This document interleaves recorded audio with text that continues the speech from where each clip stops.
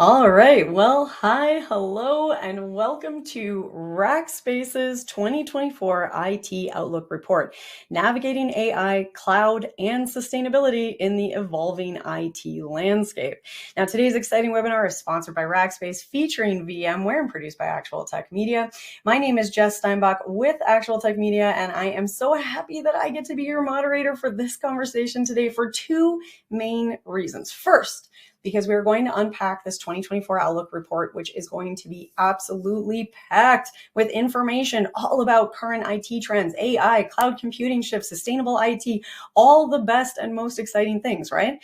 And secondly, because our speakers here with us today have planned this super fun conversational fireside chat, which means that we get to step away from the slides, we're stepping away from the presentations, and we're just going to talk. Right? We're going to talk about what gets our speakers excited, what they're seeing as we look ahead into 2024, and what you need to know. All those important ideas. There's a lot of really good things ahead of us, a lot of reasons to look forward to our chat here today. So I hope you've got your coffee next to you. I hope you've got your feet up. I hope you're comfortable and ready to learn some cool stuff. Now, we are going to zip through a few important housekeeping things that are just going to help you get the most out of our time here together today. And then we will get our speakers on out here because I know that we are all ready to jump into this conversation.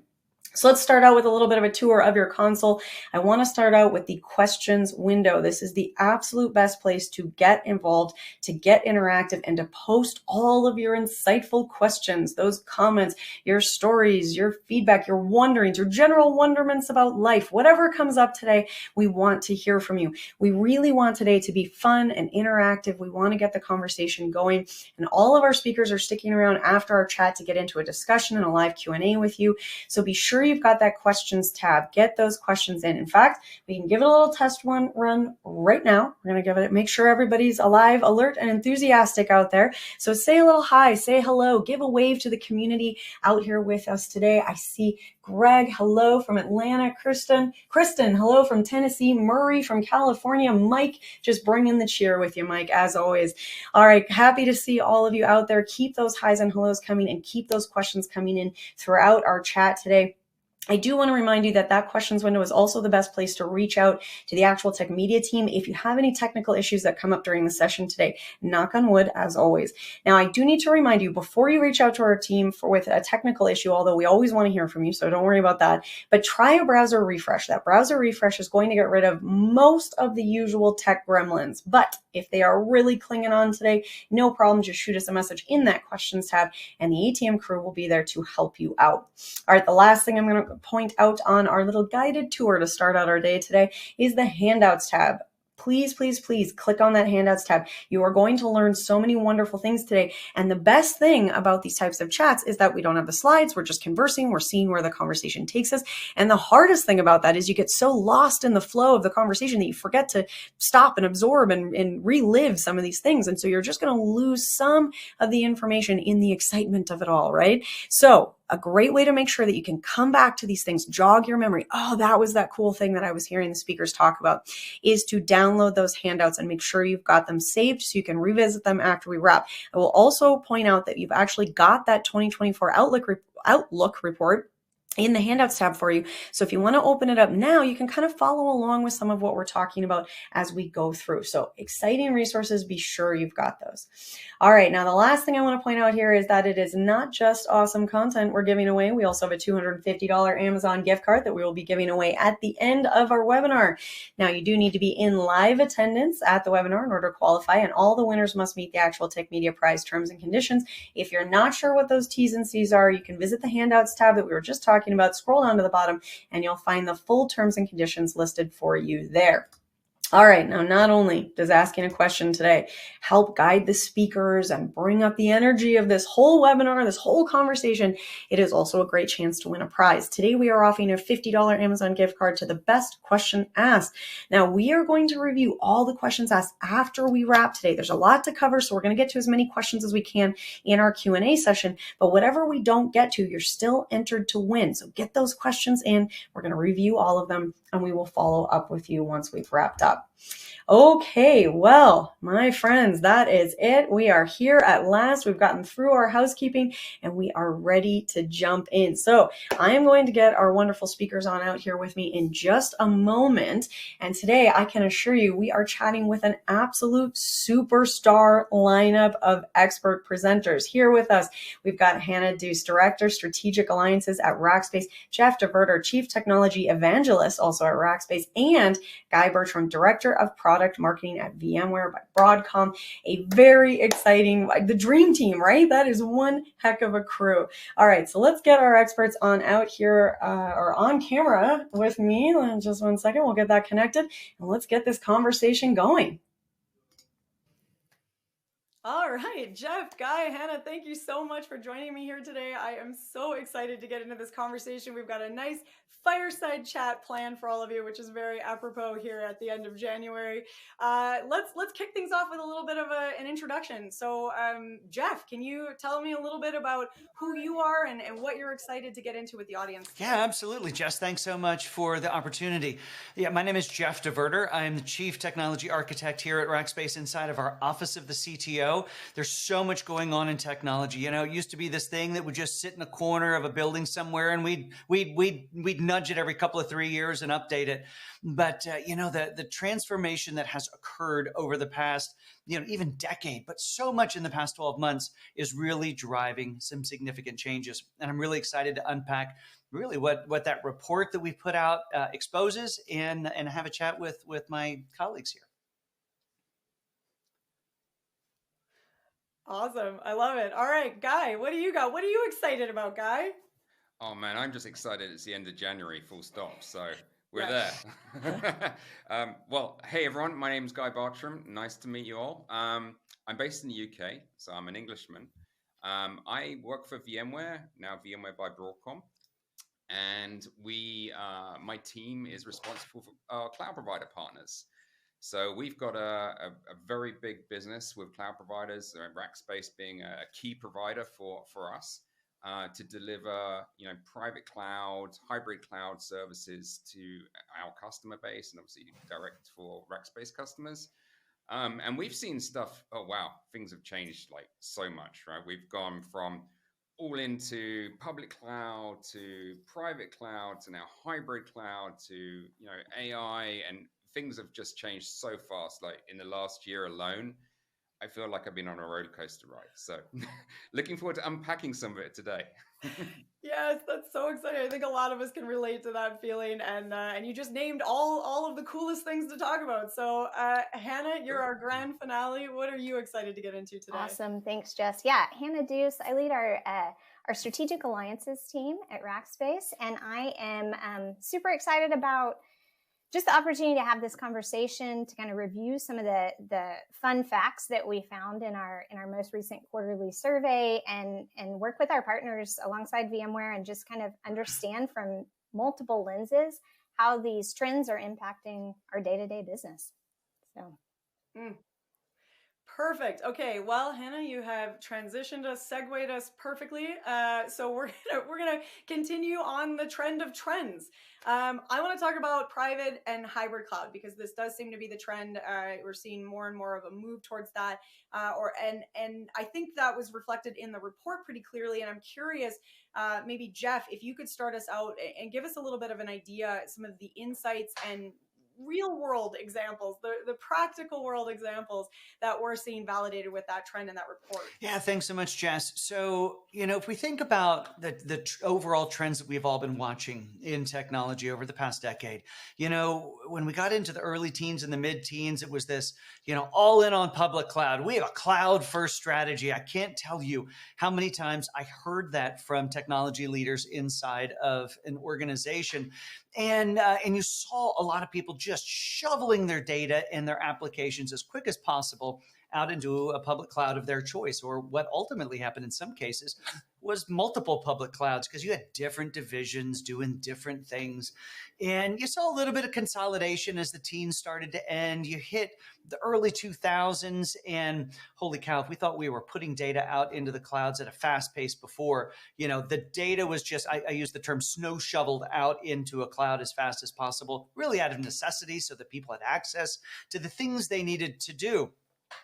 But what was the challenge there is that people looked at the cloud, and we say that meaning the public cloud, as this one size fits all for everything. And so everything went there.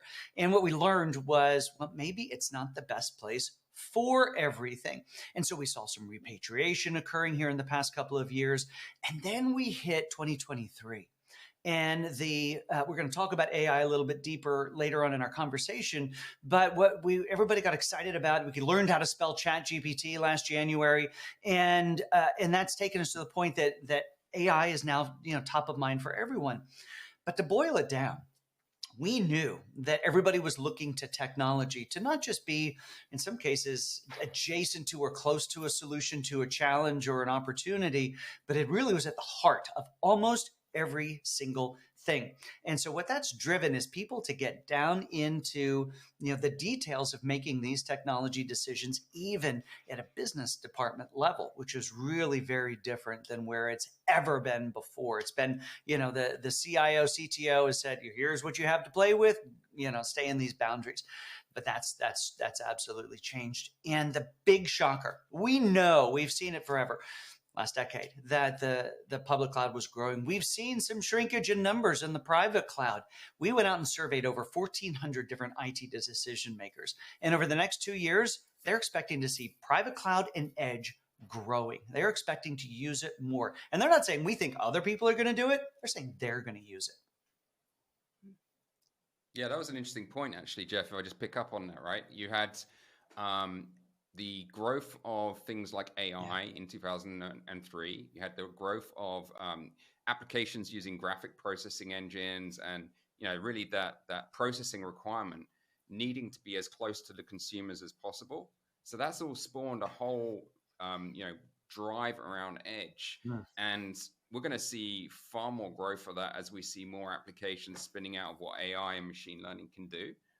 Particularly in the simple use cases like for graphics, for example. And in VMware, right, we're seeing a huge growth in private cloud.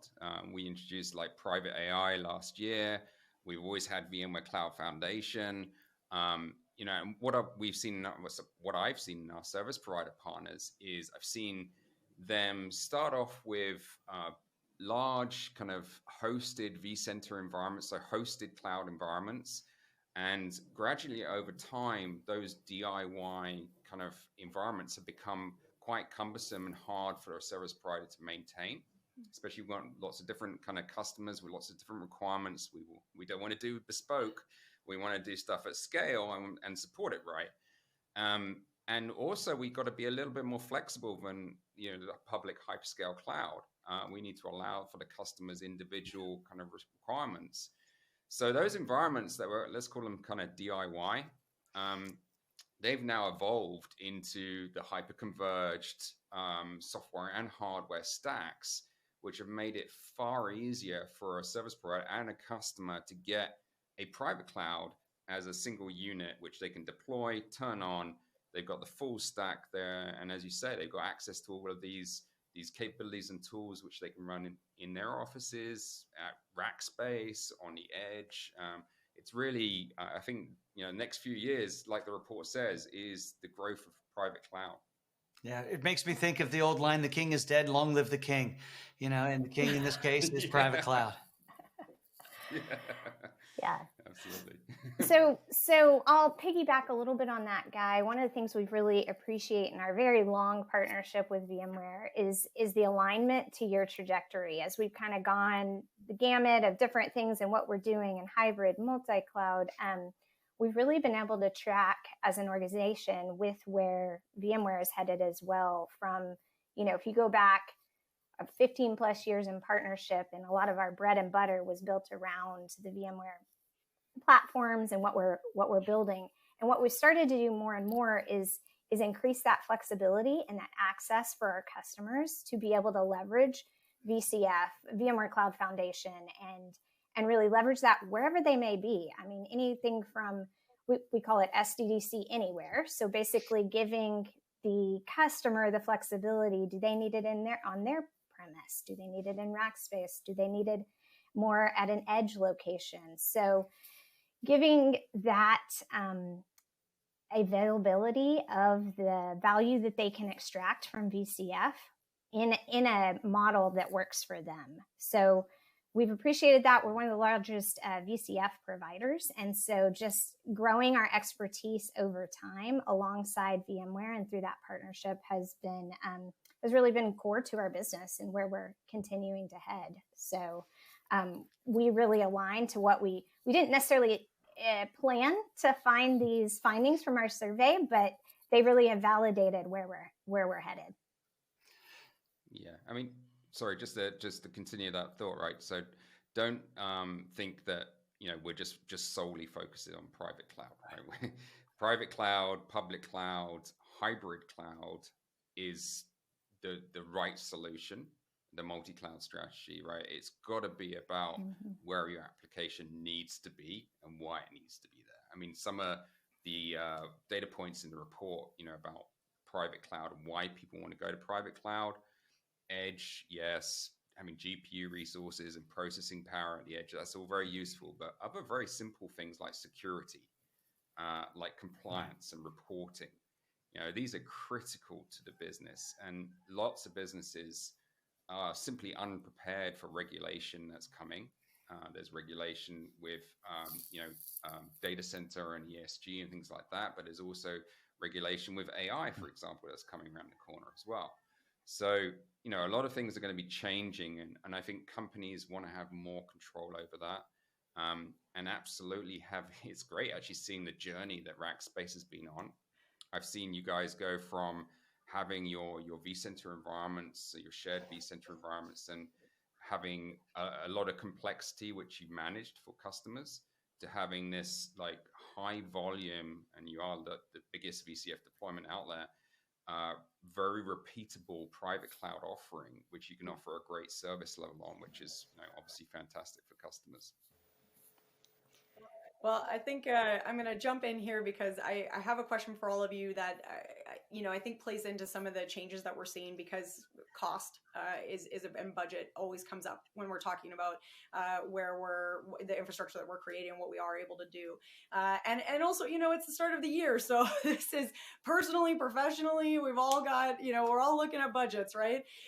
So some of the interesting things that I saw in the report were around reallocations of IT budgets. And one of the trends that it seemed to identify was switching a little bit more towards cloud migration and application modernization, which I think we're also going to will continue to be a theme throughout our day today. And a little bit of a decline in, focusing more towards infrastructure and hardware investments. And Guy, I'm going to leave the mic with you for a second, and I'm wondering if you can help us unpack that and some of the themes that you're seeing around this shift in budget.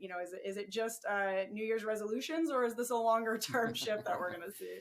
Yeah, I mean, application modernization, 5 years ago was kind of a new thing, and people were getting to grips with, Kubernetes architectures and really what the public cloud was able to offer. And what we've seen over the last couple of years more recently is more drive on bringing a lot of that Kubernetes infrastructure and solutions on-prem into private clouds, into infrastructure that, organizations can really get their hands around and control. When you think about things like Kubernetes executing in a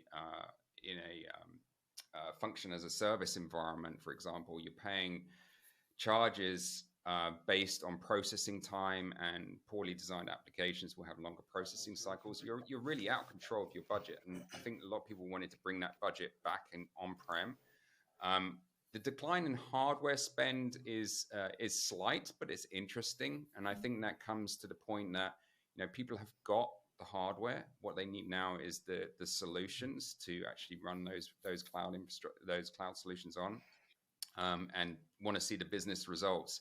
And also, I think companies have for a while now, and we've seen a lot of use cases here with companies who've had extremely high bills and hyperscalers who have, you know, gone all in like that 5 years ago with hyperscalers and now repatriating, coming back, shifting to a more of a capex structure in certain points because it's slightly easier to plan and to immortalize and actually to see what you've got. Whereas, you know, when you're in public cloud, you're instantly in the cost control and cost optimization piece where you don't need to worry about that so much when you've actually got the hardware on prem, and you know you can then worry more about the solution.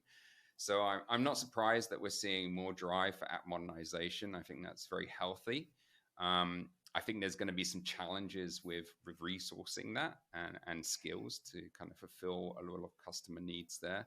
But generally, you know, we're seeing more kind of drive to use things like AI to do optimization of the hardware, optimization of the cooling systems and data center management. So I think when people are budgeting this year, they'll be looking at, right, what do I need to have here? What do I need to have here? And taking that hybrid approach to their cost allocation models. Well, and you know, Jess, you kind of bit of a joke around, hey, it's time to start looking at our budgets as we start a new year here at the end of January. But I find it actually, I'm a guy, I hate budgets, by the way. I don't like the details, the way it keeps the checkbook. You know, but I'm actually somewhat refreshed with the fact that people are taking an honest financial look at what it's costing to do some of these things. Guy, you just touched on this as well, because what we're now doing is we're going and looking at even almost in an application by application basis, which is the right way to go, and making a decision, not just on can it run in the cloud, but should it run on the cloud? And not just is the capability there, but is the governance there for it? Is it make sense financially? Guy, you gave some great examples of ways that it may or may not make sense to run those there. And then when we think about running these in a private cloud, in a VMware private cloud, you know, we also need to bear in mind that these private clouds, you know, Guy, you made the mention of from an OpEx to a CapEx. It totally changes the accounting model on how we look at these things. We can think of them as bought and paid for, and now we just get to use them, of course, amortizing those over X number of years, however your company has set those up. But it puts people smartly in a position where they are in the driver's seat and not letting their provider, whatever that provider that is, kind of wag and control them. And the report calls out about, well, two things I want to call on that. The first is, while we see this growth in private cloud, there's still growth in public cloud. But what that means is companies are making smart decisions about what goes where. Very important thing to call out. Second is, of course, we're investing more in application modernization, which is what we've needed for the past decade. We've seen a lot of lift and shift into public cloud, and that lift and shift into public cloud has netted higher bills, but not greater capability because they haven't taken advantage of it, which is huge. So now, regardless of where they're going to run their infrastructure, they're going to look at how to modernize their application to make the most benefit and get the most value out of that infrastructure they're running on. All right, Hannah, anything you wanted to add before I move us on? I think I echo what everybody is kind of talking about, and that there's really an opportunity as well here for, I mean, you have optimization, you have FinOps in public cloud, but how do you take a look at what you're currently doing, optimize it now for the future for that reallocation of budget? And so those are different things that whether it's a partner or in-house group that can take a look at that. I mean, first of the year, maybe a New Year's resolution to kick off is really evaluating and optimizing what needs to go where. So I think if you think about it, Hannah and Jeff, I'm just going to pull this back to your point as well. When we look at the cloud journey that people have been on over the last sort of 10, 15 years, what went to cloud initially was stuff that could go to cloud initially. I mean, Jeff, right? Everyone tried to migrate 3-tier workloads and epically failed and did things that were going to be much easier, right? And did data migrations, for example. That was a popular one to SaaS solutions. And net new workloads grew up in cloud. That was far easier than migrating. So they were left with stuff on-prem, which was still running the business, still really critical to the business, and couldn't easily migrate. So now I think organizations, and what this report is telling me, is they're modernizing on-prem, and they're modernizing the stuff they couldn't move to public cloud into a new environment, which hopefully will be hybrid, and hopefully will use solutions and infrastructures that can be used in any cloud, and also bearing in mind they're going to have to keep governance and security and reporting and all that good stuff around that as well. But I think that's the point for me that the report really drew out, is it's now time for that stuff that couldn't modernize to start I modernizing. love that point, Guy. I love the fact that the recognition that what stayed behind didn't get left behind, and now they're thinking about how do we modernize that. And what they're modernizing into is a private cloud environment that takes a lot of the characteristics that people have become accustomed to that they might find in a public cloud now available on the private side, API integration and scaling infrastructure and stuff that they can do in a controlled environment on infrastructure that they have operations and control over. Yeah, you got it. All right, well, guys, we've made it now. We're about 20 minutes into our chat here today, and we have not talked deeply about AI. I don't know. Is that a thing? Right? Is AI real? Are we allowed to not do that? No, absolutely not. If we haven't talked about AI, are we even having a conversation? Is that So, okay, we're gonna talk about AI because there were some interesting trends in the report that I'm hoping that you guys can help us unpack a little bit. And really, in particular, I mean, okay, look, obviously this has all been around on the scene for quite a while, or at least a few years, but then really accelerating in the last year or two. And I want to focus in on the last 6 to 9 months. I'm gonna make you narrow it down. And what I'd really like to know is, what are the trends? What are we seeing? How are we seeing AI evolve, or the discussion around it, or the applications of it in these last recent months, 6 to 9 months? And Hannah, I'd love to kick things off with you. Thanks. I guess one of the first things that comes to mind really is this misnomer that AI was intended for the public cloud. And maybe that's just the long-standing history of it and kind of people's thoughts around it. But really that we're seeing more and more of it come up, and going back to Guy's comments around security and things like that, you've got a lot of concerns around, where's this data going? What am I training? Where is it who else can use it? Who else can see it? Things like that.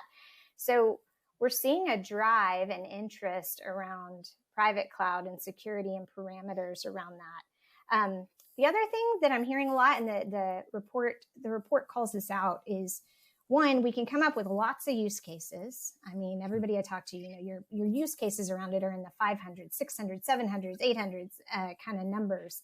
So we can figure out ways to use it, but how do we drive the business value from it that warrants the investment of the time, resources, talent to go and really build out what's required? When I think about the policies and frameworks that really need to go around a robust utilization and industrialization of AI in an organization, it's a lot of work. So how do you make sure that you set up the right business case to go do this? I had a conversation literally this morning. It was bright and early UK time for me, and around an organization who is choosing to not invest now. They were, and now they're choosing to not and pause it. And in large part, it is around this, being able to drive that business case. Can we prove that this is something that we're going to get the value back on when compared to other priorities that they may have coming up? So just a couple of things that come to mind. I'm sure Guy and Jeff have lots to add to this. Hannah, I love that you call out the fact that somebody pushed pause on their AI project. Not that they don't see value, but there's work to be done.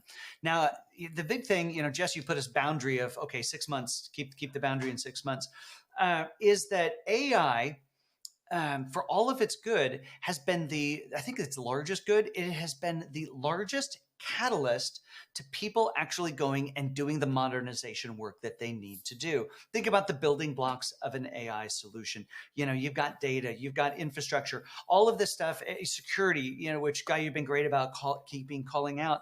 And when we go in here at Rackspace to do an AI project, and we've got this whole process around how we do that. Simple 3 steps. It's ideate, incubate, and industrialize. Ideate, it's easy. We just come in and have a conversation, 2 to 4 week conversation. Use cases, what needs to be done. But we're also going in and measuring their propensity, their ability to adopt that level of technology, and then coming up with a use case or two that will ultimately, and putting a plan together that we would put an MVP together for in that incubate process. But here's what happens almost every single time is we end up with this big pause that happens between ideate and incubate, putting a plan together and building an MVP for that plan. And that is that these solutions ride on modern data, modern security, modern apps, and modern infrastructure. And regardless of where that runs, those have to be solved.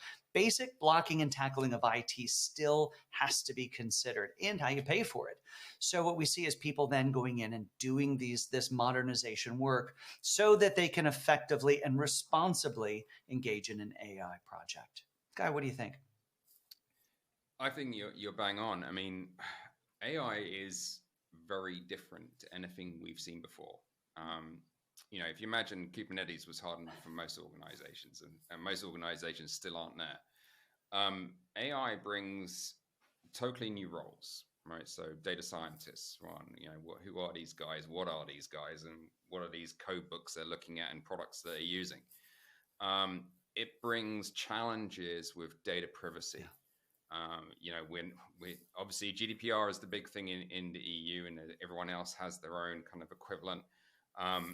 AI creates data from data. There's going to be a world of training data that's going to be used. There's a lot of real concern around privacy with AI and data. There's also, the fact that some of the models, the models have bias. The models can give you incorrect results. So this is, something that you need to take very carefully, and you need to talk to experts, people who know their stuff when it comes to AI.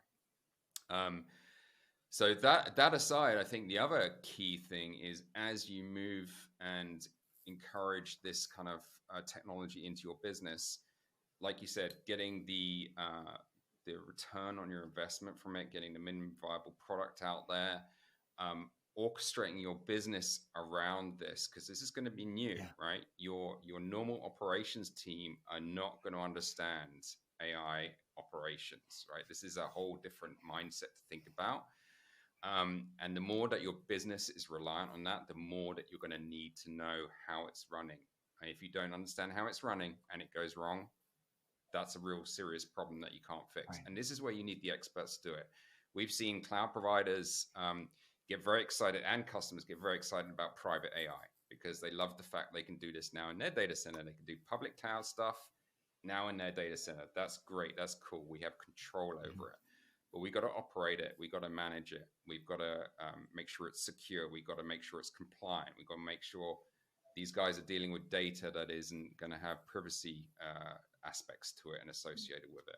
So it's a whole different mindset. And our cloud providers' responses have been to build these businesses up where they have, data scientist teams who help customers understand what the data is they're looking at, work out what the best application would be to use and how much they can reuse from existing models, because you don't want to be building something from scratch, where it would be best to run, how it would be best to distribute the application, and then also how to manage it. And those are really key things. AI has a lot of promise, but it also has a lot of complexity, and customers should seek out expert help with AI. Well, maybe, Guy, there's something that we can learn from our adventures in moving to the public cloud and our desires to move into more AI. Here we are, maybe unraveling a few things of knee-jerk reactions to go to public cloud. Maybe we can do this one a little more thoughtfully. Yeah, 100%.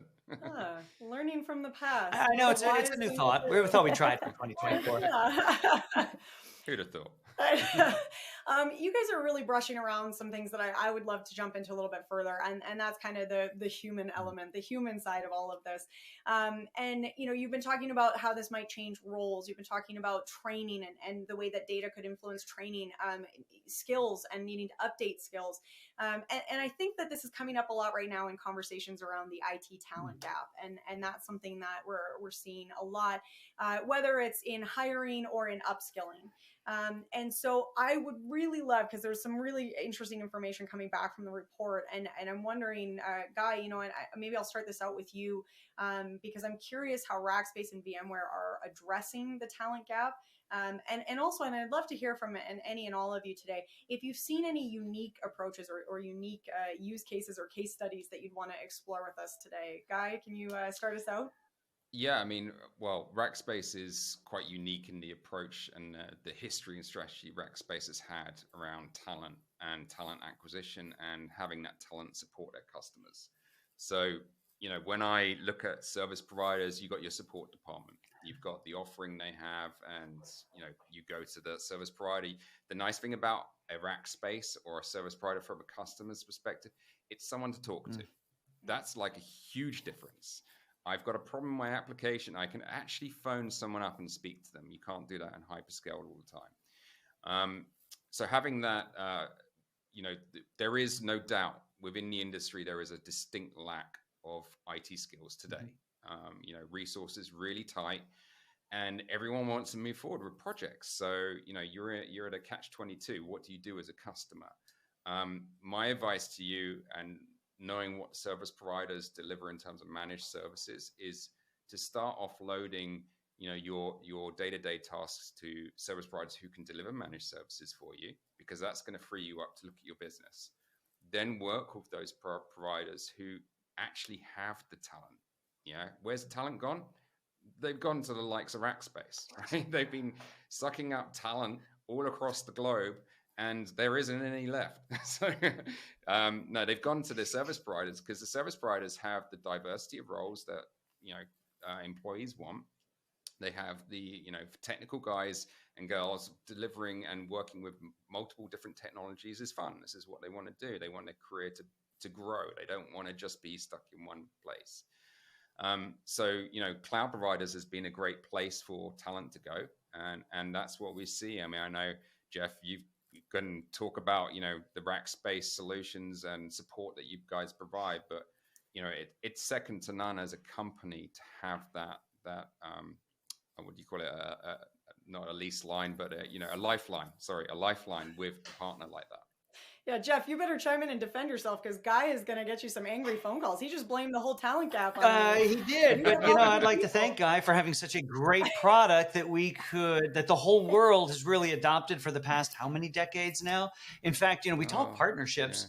Yeah. Rackspace has been around almost a quarter century, if you can believe that, and you are the second oldest partnership, I think, that we have, followed only by Dell. Yeah. We had the servers for something to run on, and so you guys are there. And what an amazing partnership over the years. And yes, you did blame the talent gap on us, but I think I would widen the gap maybe just a little, the aperture a little bit larger, and say maybe it's because IT and technology is a part of every opportunity and challenge that exists in business today. But when we think about talent, and we do this, we're of course here talking about this report that we put out back in the beginning of December. But the reality is we do these reports every single quarter, different topic, but we always ask the talent question. And talent has been an issue for as long as we have run these surveys. And that's because there aren't enough good, smart people in the world. And so let's unpack that a couple of different ways. First of all, Guy, to your point, yes, the reason that it's great to have a service provider like a Rackspace, is you have someone to call, and not just a friend who can commiserate, but somebody who's been there and done that a couple of 100,000 times before and has looked around the corner and seen the hard problems and solved them. So we're able to do that. And you've made this point earlier, at scale over time. And again, doing this literally for a couple of decades with you guys. The second piece is, because VMware is a technology that has been around for a solid couple of decades, it is the one technology where you can go out and find the most people that have certifications and experience in it. In other words, if I'm going to go adopt new cloud technology, fill in the blank, I got to go train some people. I got to find a few esoteric folks who maybe help road it or are smart in it. And they're hard to come by. They're going to be super expensive, as opposed to the fact that, a lot of people speak VMware, which is awesome. So when dealing with and thinking about the risk of having technology, that you have smart people who can operate the technology, whether you own them on your P&L or whether you have them as part of your team at a Rackspace or service provider. Well, that is one way to help de-risk your technology advancement, and an advancement into a technology that VMware keeps upgrading and making better on a moment-by-moment basis. But there's one last piece I'd call out is, for anybody who has been had a relationship with a service provider around a private cloud, they tend to follow a service model that says, look, we will do the things. We used to call it a spheres of support document. We will do all the things inside of this sphere of support, and we'll do it as much as you want. But anything outside of that, I don't know what we're going to do there.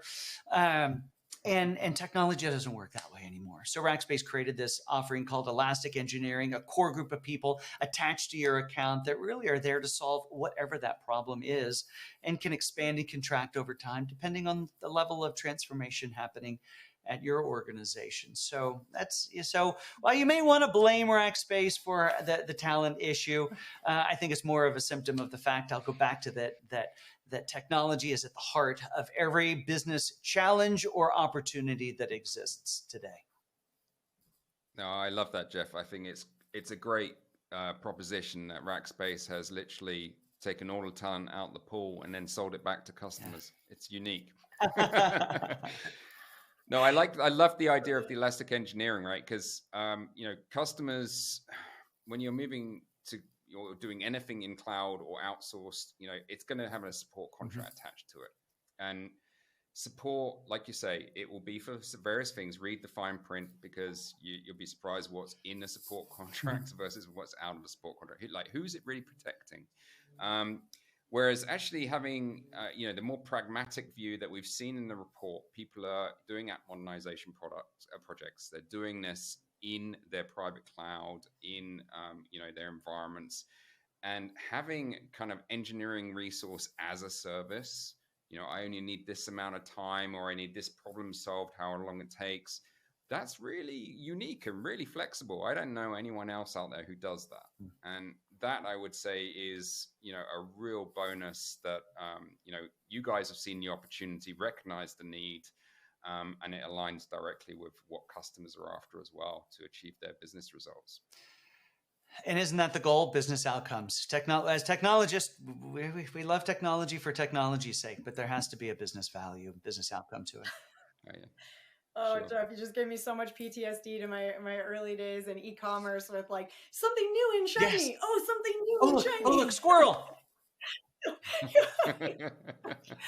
Everything, every day a new hot new technology. Yes, yeah. Well, and I think you guys have hit on a lot of really important points around people, and I want to I have to say, whenever we talk about the training and the human side of technology, that's where I get my little warm fuzzy feels there, because I love that cross section of psychology and tech. I love the cross section of training, and I think for a lot of people that don't work in tech, we see them as oppositional. And what's really fun now is moving towards integrating and creating technology in a way that is user friendly and not making people the worst part of their day is having to call IT or deal with technology.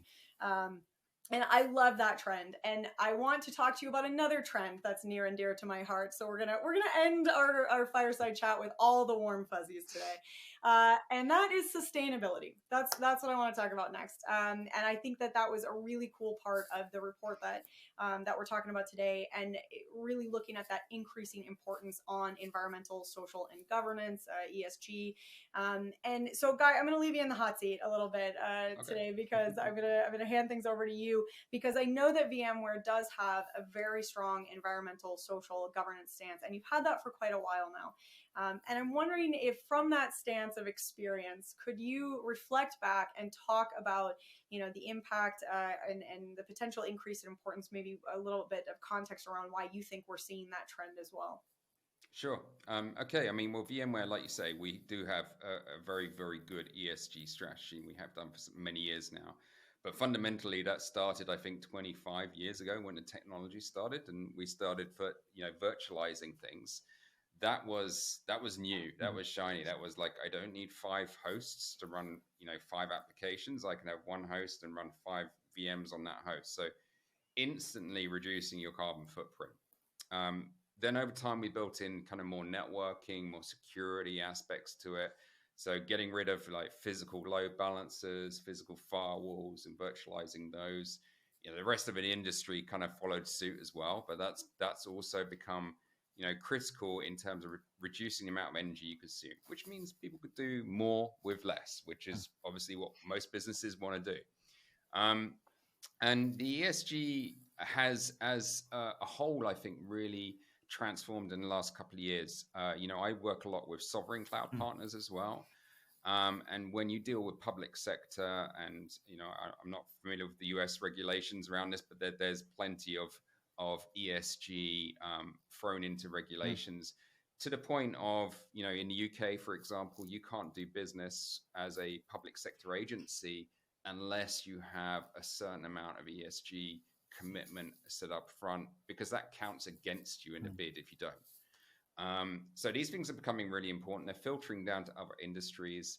Other industries, particularly in EMEA, are becoming much more aware of the impact of these things.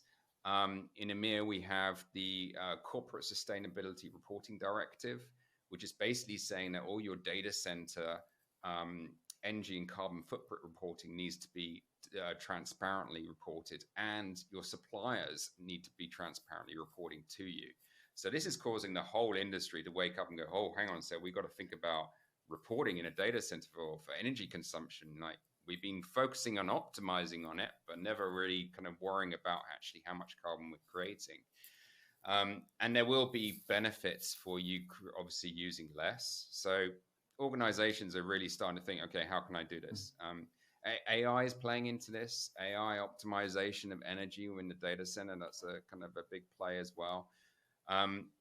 But fundamentally, what we're building into our kind of monitoring stack with the AREA operations portfolios, we're building in capabilities to measure your utilization, your power consumption, your energy efficiency, your optimization, and really taking a first stance from a product perspective of providing some metrics to people.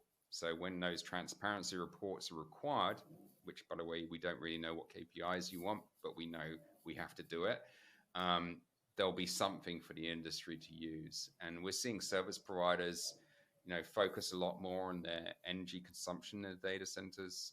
We're seeing there's a lot of drive to have renewable energy or renewable energy certificates, powering the data center. And there's all sorts of innovation when you come up to kind of areas where it's slightly cooler, for example, keeping the data center cool by literally taking the lid off it for a while, and letting the cold air soak through, and even down to the point of piping the heat to local villages that data centers produce, so we can use the heating as well as the cooling. All sorts of great stuff happening on that. I mean, the bottom line is we know the world needs to be looked after a bit better than it has been, and we're not going to stop growing in our requirement for data center resource. If anything, things like AI are going to considerably increase the requirement of processing. So we definitely need to have solutions in place that can deal with this. Rackspace has thought a lot about this as well, and I want to just give a couple of thoughts around it on two sides. First of all, Guy, your call out to public sector in EMEA needing to have an ESG component, absolutely. It's interesting to see that, and great to see that becoming part of what gets measured in somebody's ability to participate in that market there. Now, Rackspace, and of course, this is also somewhat of a function, but we take it very seriously, of the change in where and how people do work. Our corporate office in San Antonio, Texas, it was literally a defunct mall that we renovated and made very tech and very cool, and was able to house about 4,500 people at once. I mean, thousands of people would exist inside of this thing, doing the things we do. Well, in a post-COVID world, not that many people go to the office, and our audience of where our employees are has absolutely changed. We're closing that office. We've leased space that now will hold about 450, which is what we need. We'll let somebody else use the large space that they may need it for. We're going to use a smaller one. Now, when we think about how we help customers do this better, one way I like to encourage people to think about this is, as people look deeper into their cloud spend, they're going to look into a FinOps or a financial operations component of how they measure the impact of the technology that they're using on a business side. I think there's an equivalent to that exists as we think about the environmental impact of the technology that they're using, and doing that in an effective and an appropriate way. So at Rackspace, we're helping companies take those first steps with an advisory offering to begin the process, because it is a challenging process. It is somewhat opaque in some ways as well, and it has to line up with the business goals and opportunities that exist for an organization as well. We can't look at it completely in a vacuum. We have to look at it as an entire organism that has to be successful, and this organism that we know as our Earth, and Guy, I love the way that you put that, and it needs to be looked after a little bit better than maybe we have in the past. Jeff, I'll just add to that. One interesting thing is corporate organizations today are investing more budget into sustainability objectives. Yeah. So, when you think as an IT owner or something that you haven't got budget for a project, you quite often find there is actually budget for this project if it has a sustainability goal attached to it. As an interesting way of looking at how to get some budget to increase your funding in your projects. And what I will say is there can always be a sustainability part of that project when you move to a cloud provider. You are going to be on an optimized platform. You are going to have transparency of your reporting. You are going to have the most efficient compute stack that you can get, and their energy center their data center is probably going to be a lot more energy efficient than yours. So think about the buying power that providers have, the technology, the deployments they have. This will really help you in utilizing a sustainability budget that potentially wouldn't be able to be used otherwise. Right. Great point. Mm-hmm. I love that, and Jeff, I have to agree. That statement of Guy's also kind of hit me hard as well. And I think what I love about what I'm hearing from you guys today is that a lot of times I think when we're talking about sustainability, regulations of any kind tend to feel restrictive, and so the immediate response can be a little fearful of something being locked down, or having walls put up, or something being taken away from you. And what I'm hearing you guys say is actually that there's a lot of opportunity here. And that we're finding ways, and Guy, you said this, we're not going to stop innovating. We're not going to stop having technological needs. If anything, they will grow and expand. So how can we continue to grow in a way that is looking after this world that we all live in, global community, and the Earth itself?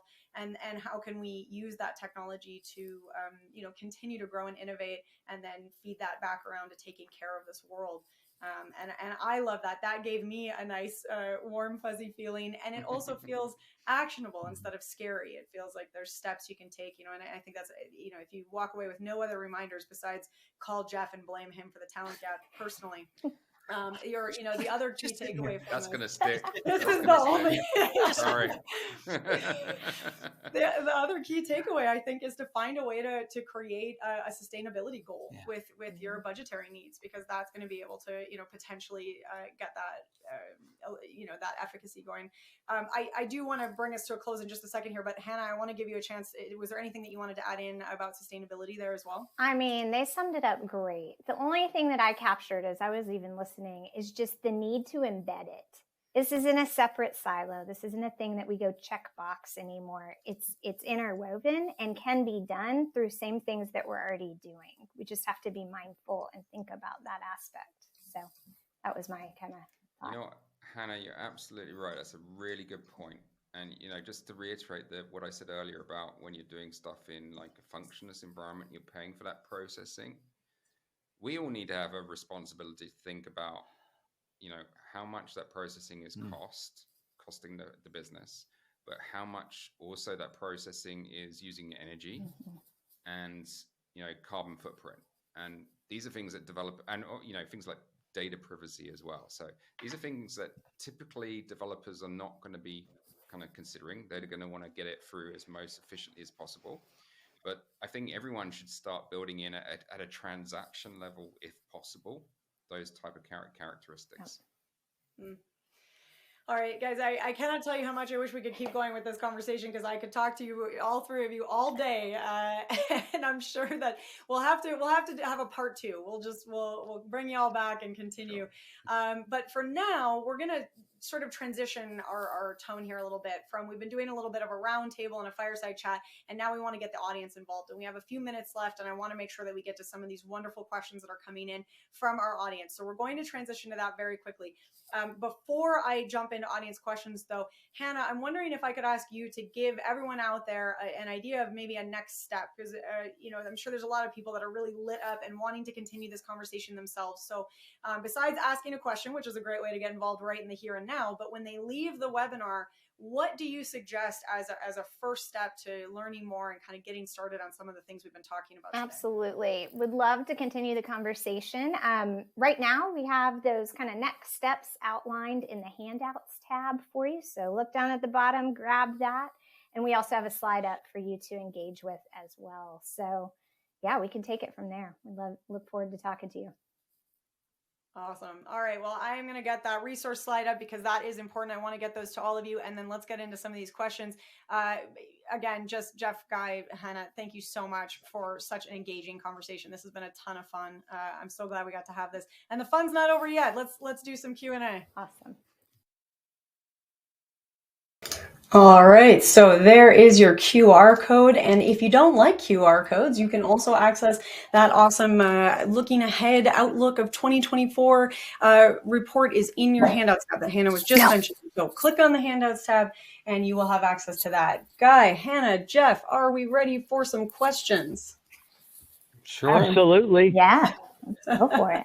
All right, team. I dig it. I love the enthusiasm. Now, for everyone out there, a few quick things to note. One is I'm going to move away from this QR code very quickly. So again, if you miss it, it's in the handouts tab.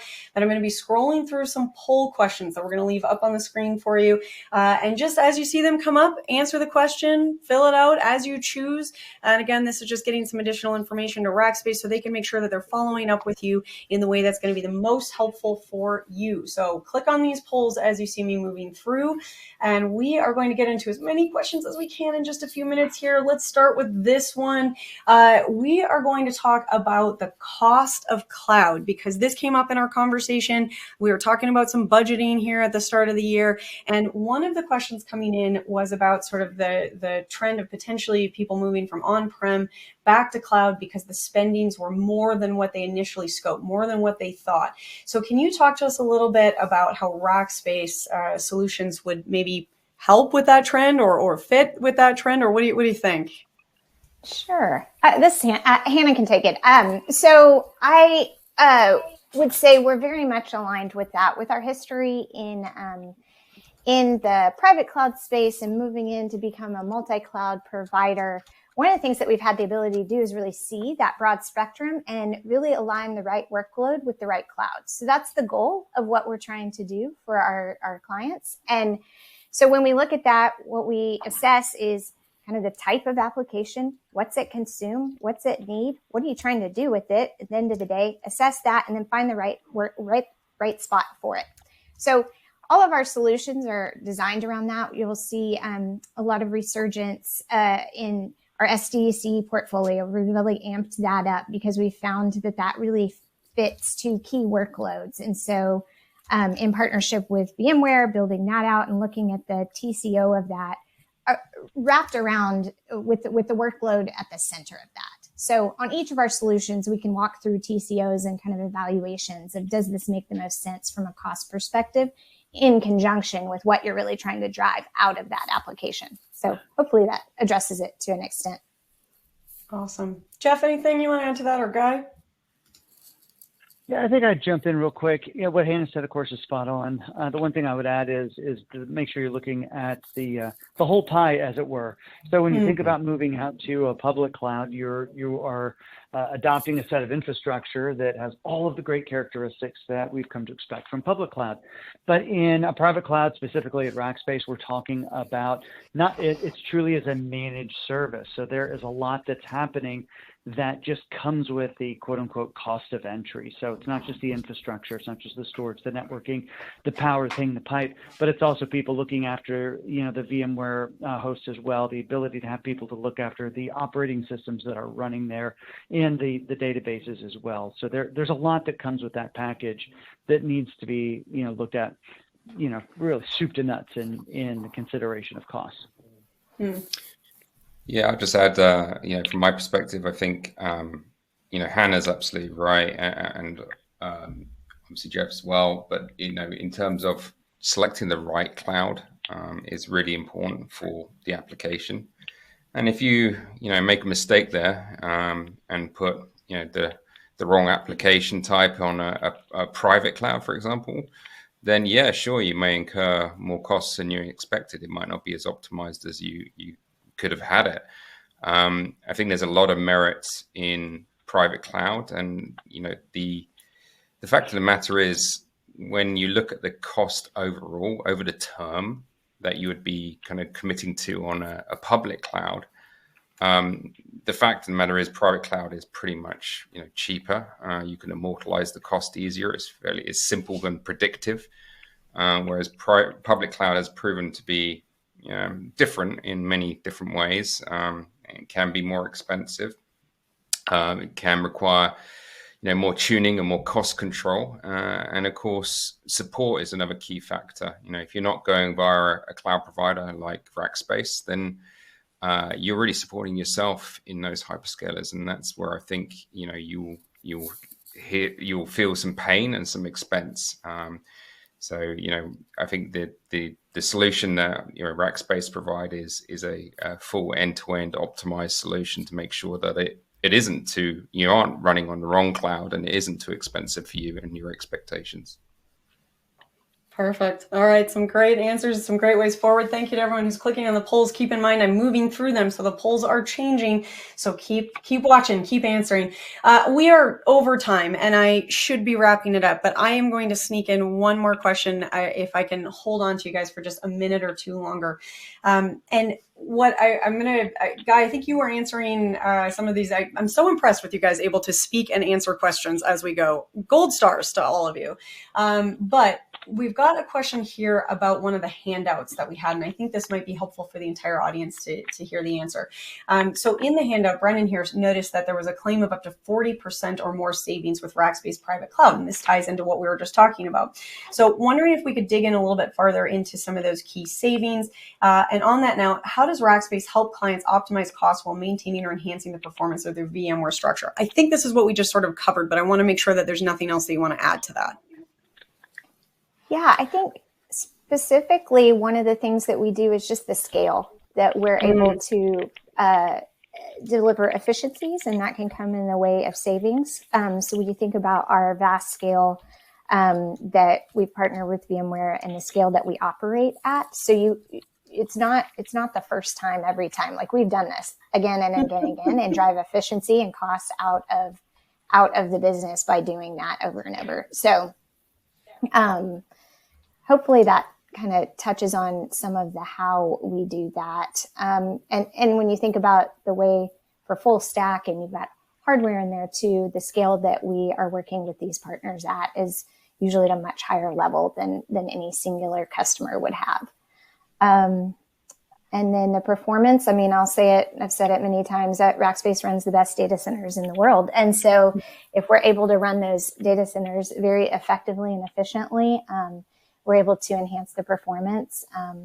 Bandwidth provided, the connectivity that we have grown over the last 25 years just helps add to that performance and ability to drive out latency and interconnect different clouds in a multi-cloud world. So hopefully that touches on a few things. I could go for a while on that question. Those are great things. And we are definitely tight on time, but Guy, I think you had one or two things you wanted to add to that before we wrap up.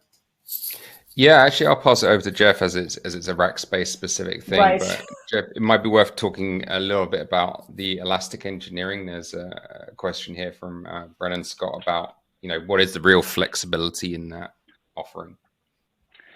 Yeah, that's a great call out, and elastic engineering really is unique in the marketplace in that we're all familiar with a managed hosting model where just the certain things. I think I even talked about it in the spheres of support a little bit while ago. But really, it all changes with elastic engineering, where it's a core group of individuals who are dedicated to individual customers, or literally one-to-one relationships there, and they're able to then help work on those individual things that even reviewed outside of that spheres of support document, but be able to work on the work that needs to be done, to be able to scale the personnel up, to be able to scale them back when there aren't key projects. It is a very unique aspect of our offerings here at Rackspace, and is providing incredible value to customers on a daily basis. Being able to be flexible in time and being able to be flexible in the things on a week-by-week basis that we're helping solve problems for.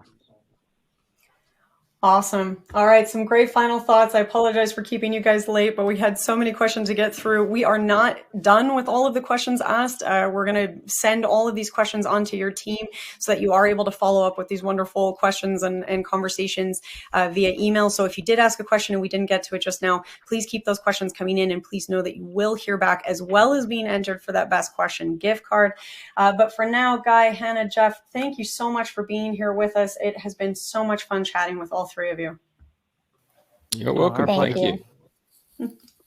All right. And to all of you who are looking for some ways to follow up on this conversation right away, again, click into that handouts tab, grab the report that we were just chatting about. It's a great way to follow up on this conversation. Plus, there's some data sheets on Rackspace Private Cloud powered by VMware and Rackspace AI Anywhere. Again, a great data sheet kind of digging in to that AI. And I saw a couple of questions coming in about how Rackspace utilizes AI. So this is your answer right there.